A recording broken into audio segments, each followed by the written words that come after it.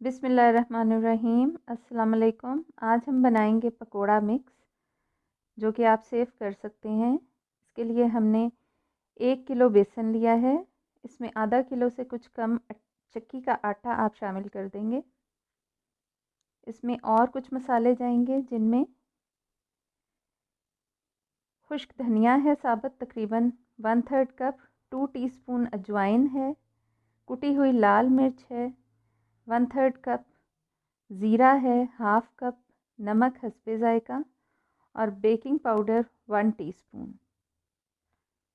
یہ ساری چیزیں اس میں شامل کرنے کے بعد ہم نے اس میں پسا ہوا اناردانہ بھی 1 پیکٹ شامل کر دیا ہے۔ آپ اس میں خشک میتھی بھی اپنے حسب ذائقہ شامل کر سکتے ہیں، اور آپ اس کو کسی بھی سبزی میں ڈال کر اور اسی وقت آپ اس کے پکوڑے بنا سکتے ہیں۔